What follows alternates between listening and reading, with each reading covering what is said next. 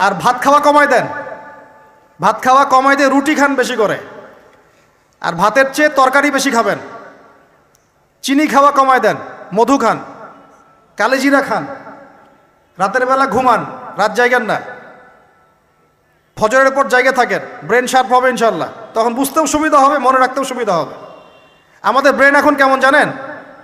বিশ্বাস করেন আর না করেন, আমাদের ব্রেন হচ্ছে ওই যে বক্সের মধ্যে যে মাছগুলো থাকে ওই মাছের মতো। একটা বক্সের মধ্যে মাছগুলো ঘুরতে থাকে কেন? বছরের পর বছর, দিনের পর দিন কেন ঘুরতে থাকে?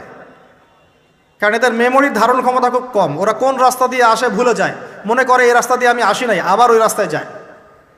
বাঙালির ব্রেন মাশাআল্লাহ এরকম হয়ে গেছে। আমি নিজেও বাঙালি, কিন্তু আমি এই অবস্থায়, আমাদের এই অবস্থাটাকে নিয়ে গর্বিত না।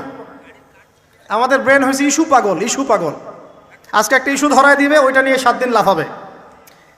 আরেকটা ইস্যু 7 দিন পর আসবে, ওই আগের ইস্যু শেষ, গন কেস। আজকে আমরা যখন ফ্লাইওভার দিয়ে আসছিলাম তখন ওখান থেকে আসার সময় মনে হচ্ছিল এই তো কয়দিন আগে এই মার্কেটটা পুড়ে গিয়েছিল। এখন কয়জনের মনে আছে? মনে ছিল কি? আমাদের ব্রেন খুবই শর্ট টাইম মেমোরি লস হয়ে গেছে। তাই এই জন্যে মনোযোগ বাড়ানোর জন্য কি করতে হবে বললাম, ভাত খাওয়া কমাইতে হবে, তরকারি খাইতে হবে বেশি, আর কি চিনি খাওয়া কমাইতে হবে, মধু খাবেন, কালেজিরা খাবেন, রাত জাগবেন না, ফজরের পর জিকির আজগার তাসবিহ তাহলিল করবেন। এবং সবচেয়ে বড় কথা হচ্ছে প্রতিদিন কমপক্ষে 1 ঘন্টা, কমপক্ষে 1 ঘন্টা কুরআন তেলাওয়াত করতে হবে, না হলে মেমোরি ড্যামেজ হয়ে যাবে। এই কারণে আমাদের মেমোরি আস্তে আস্তে ড্যামেজ হতে হতে হতে হতে দেখেন আমরা আর এই জেনারেশনের মধ্যে আপনি বুখারি খুঁজে পাচ্ছেন না, ইমাম বুখারি নাই, আবু হানিফা এই জেনারেশনে নাই, এই জেনারেশনে শাফিঈ আহমদের মতো মানুষ নাই। আল্লাহ পাক আমাদেরকে বোঝার তৌফিক দান করুন।